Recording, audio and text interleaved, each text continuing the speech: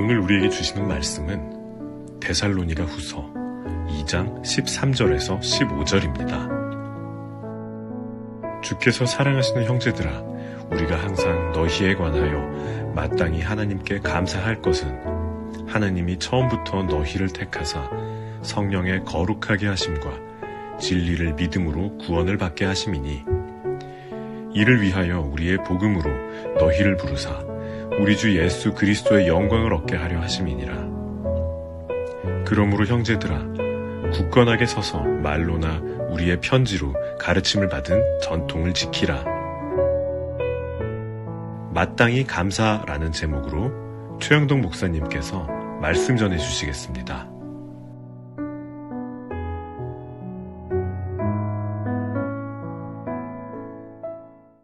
우리가 매일 사용하는 말 속에는 감사가 많습니까? 불평이 많습니까? 기독교인이라면 당연히 감사가 많아야 합니다. 그런데 실제 생활은 그렇지 않을 때가 많은 것 같습니다. 오늘 본문을 통해 마땅히 감사해야 할 이유를 깨닫고 마땅히 감사를 생활화하는 성도님들 되시기를 원합니다. 오늘 본문에서는 마땅히 하나님께 감사해야 할 이유를 세 가지로 이야기하고 있습니다. 첫째, 13절 중반절, 하나님이 처음부터 우리를 택하셨다. 여기 처음이란 단어는 학자마다 의견이 분분하지만 세상 창조 때라고 이야기하고 있습니다. 처음, 즉 세상이 창조될 때부터 하나님은 우리를 선택하셨기에 마땅히 감사해야 합니다. 구약과 신약 성경 전체를 살펴보게 되면 하나님께서 우리를 선택했다는 말씀들이 많이 나오는데, 시간대별로 쭉 살펴보니까요, 하나님의 선택의 대표적인 5 성구를 이 시간 이야기하고자 합니다. 디모데후서 1장 9절, 영원전에 우리를 선택하셨다. 에베소서 1장 4절, 창세전에 그리스도 안에서 우리를 택하셨다. 세상이 창조되기 전에 이미 우리가 선택되었다는 사실입니다. 그리고 오늘 본문 말씀, 처음부터, 창세부터 우리가 선택되었다. 그리고 갈라디아서 1장 15절, 내 어머니 태로부터 나를 택정하시고 은혜로 나를 부르셨다. 어머니 뱃속에서 우리를 선택했다는 것이죠. 그리고 이사야 49장 1절, 여호와께서 내가 태에서 나옴으로부터 나를 부르셨고 내가 어미 복중에서 나옴으로부터 내 이름을 말씀하셨다. 즉 어머니 뱃속에서 나올 때 나를 택하셨다는 것입니다. 우리는 그러한 존재입니다. 영원전, 창세전, 세상 시작할 때, 어머니 태중에서, 그리고 어머니 뱃속에서 나올 때, 이렇게 5단계를 통해 우리는 선택되었고 하나님께서 사용하시는 나의 이름이 있다는 것입니다. 즉 하나님께서 우리를 택하시면은 후회함이 없으시고 질서가 있고 순서가 있으며 한치의 오차도 없다는 사실입니다. 그래서 우리는 마땅히 하나님께 감사해야 합니다. 우리나라 산모들의 제왕절개 분만율이 50%가 넘는다는 통계가 있습니다. 미국에 비해 2배에 달하는 수치입니다. 제왕절개로 새끼를 분만한 어미양은 새끼에게 젖을 물리지 않습니다. 왜냐하면 자연 분만 시에 나오는 옥시토신 호르몬이 자신에게도 새끼에게도 없기 때문입니다. 어미양은 새끼에게 젖을 물리지 않을 뿐 아니라 때로는 발로 차기도 하고 머리를 박기도 합니다. 사람도 자연 분만의 자녀, 곧 자연 분만으로 자녀를 낳은 어머니와 제왕절개로 자녀를 낳은 어머니는 자녀에 대한 애착도가 다르다고 합니다. 하나님의 질서와 섭리가 그만큼 모든 세계에서 중요합니다. 그런데 하나님께서는 모든 피조물이 생기기 전에 가장 먼저 하신 일이 우리를 선택하시고 5단계 순서대로 우리를 선택하셨다는 사실은 자연분만으로 자녀를 낳고 자연분만으로 새끼를 낳는 어미보다 우리를 극진히 사랑하시고 완전히 사랑하신다는 사실입니다. 그래서 우리는 마땅히 하나님께 감사해야 합니다. 두 번째, 13절 중반절입니다. 성령의 거룩하게 하심과 진리를 믿음으로 구원받게 하심. 이런 얘기죠. 예수님께서 우리를 위해서 십자가에 못 박혀 돌아가신 사건은 객관적인 구원의 사실입니다. 그런데 그 객관적인 구원의 사실을 주관적으로 적용하시고 우리에게 구원을 주신 분이 누구냐면 성령님이에요.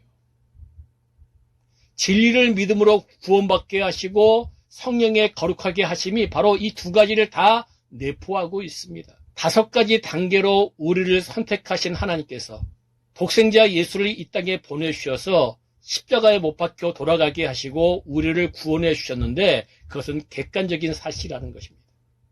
그것을 주관적으로 적용해서 우리에게 구원을 주신 분이 성령님이십니다. 사도행전 4장 12절에 다른 이름으로 구원받을 수가 없다고 이야기합니다. 요한복음 14장 6절에 오직 예수만이 길이요 진리요 생명이라고 이야기하고 있습니다.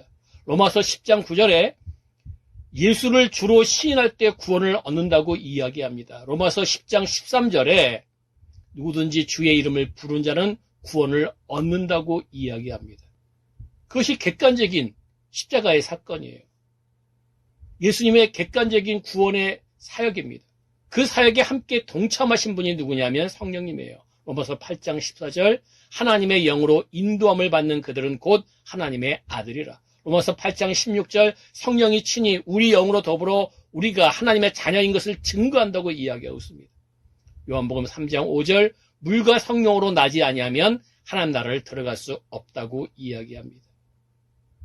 성부 하나님께서 예정하시고 예수님께서 구원을 실행하시고 그 구원을 적용하신 분이 성령 하나님이십니다. 그래서 우리는 삼위일체의 합작으로 선택받고 구원받고 인도함을 받는 그러한 귀한 존재들입니다. 그래서 마땅히 하나님께 감사해야 합니다. 한양대 유영만 교수님의 책을 얼마 전에 읽었습니다. 제목이 언어를 디자인하라 이러한 제목을 갖고 있어요. 얻은 교훈이 굉장히 많습니다. 몇 가지 이야기하면 이렇습니다. 성공이라는 것은 절묘한 언어 표현에 달려 있다고 이야기합니다. 내 언어의 한계가 내 세계의 한계라고 이야기합니다. 내가 누구인지를 알아보는 방법도 언어에 달려 있다고 이야기합니다. 그리고 138페이지에 이것을 강조합니다. 동원의 언어입니다. 동원의 언어는 나를 내세우고 상대의 치명적인 약점을 건드려서 상처를 내는 언어라면 동행의 언어는 상대를 배려하고 존중하는 마음으로 주고받는 언어라고 말합니다. 동원의 언어는 인간관계를 붕괴시키는 언어예요. 그런데 반면에 동행의 언어는 인간관계를 풍성하게 합니다. 맞습니다. 세상의 언어도 이렇게 중요한데 하나님을 향한 언어 너무 중요합니다. 찬양을 생활하고 오늘 말씀처럼 감사를 생활하는데 마땅히 감사하기를 원합니다. 셋째, 14절 하반절에 우리 주 예수 그리스도의 영광을 얻게 하려 하심이라고 이야기합니다. 예수님의 영광을 혼자만 갖고 계신 것이 아니라 구원받은 우리들에게도 공유하신다는 것입니다. 미래의 우리를 살펴봅시다. 예수님이 부활하신 것처럼 예수님이 재림하시게 되면 우리도 영혼과 육체가 완전히 변화가 되고 부활을 합니다. 데살로니가전서 5장 23절 24절에 보면 예수님의 재림 시 영, 혼, 몸을 흠없게 보존시킨다고 말씀하고 있습니다. 질병 많은 저에게는 너무도 큰 소망입니다. 계시록에 보게 되면 다시는 눈물과 슬픔과 걱정과 근심을 없게 해주신다고 말씀하고 있습니다. 예수님의 완전하신 부활에 우리를 동참하게 하신다는 사실입니다. 그리고 예수님은 승천하셨어요. 지금 어디 계십니까? 하나님 보좌 우편에 계십니다. 계시록에 보게 되면 질서적인 내용이 나옵니다. 삼위일체 하나님이 보좌 가운데 계시고요. 그리고 특별 천사들이 삼위일체 하나님을 보좌합니다. 그리고 두 번째 그룹이 누구냐 하면 바로 성도들입니다. 그리고 세 번째 그룹이 천사들입니다. 완전한 천국에서 우리는 모든 피조물 중에서 가장 으뜸의 질서에 있게 하시는 것이 바로 하나님의 영광, 예수님의 영광을 공유하게 하신다는 사실입니다. 특히 에베소서에는 예수님이 머리고 우리가 몸이라고 이야기하고 있습니다. 서로가 뗄래야 뗄 수 없는 관계라는 것이죠. 예수님이 영광 받을 때 우리도 영광을 받는다는 것이에요. 현재 우리는 어떻습니까? 예수님의 명언 가운데 요한복음 16장 33절 하반절에 보면 이런 말씀이 나와 있습니다. 세상에서는 너희가 환난을 당하나 담대하라. 내가 세상을 이기었노라. 무슨 얘기입니까? 우리도 세상을 이기게 해주신다. 누구처럼? 예수님처럼. 할렐루야. 아멘. 마가복음 6장 7절부터 13절에 보게 되면 예수님이 제자들을 세상에 보내시면서 그냥 보내시지 않습니다. 영권 주시지요, 물권 주시지요, 인권 주시지요, 언권 주시지요, 치유권을 주십니다. 주님을 믿는 사람들, 주님의 사역에 동참하는 사람들, 복음을 증거하는 사람들에게는 영권, 물권, 인권, 언권, 치유권을 선물로 주신다는 거예요. 그래서 우리는 마땅히 감사해야 됩니다. 15절. 마땅히 감사하는 자의 삶입니다. 그러므로 형제들아 굳건하게 서서 말로나 우리의 편지로 가르침을 받은 전통을 지키라. 이 말씀을 요약하면 이렇습니다. 마땅히 감사하는 하나님의 백성들은 믿음으로 성경 말씀을 지켜야 한다는 것입니다. 선택, 구원, 그리스도의 영광을 공유하며 감사하는 우리들은 삶 속에서 믿음으로 말씀을 순종해야 됩니다. 그러면 그 다음에 나와 있는 16절, 17절의 말씀대로 하나님께서 계속 우리를 위로해 주시고 우리의 언어와 선한 삶을 책임져 주신다고 이야기하고 있습니다.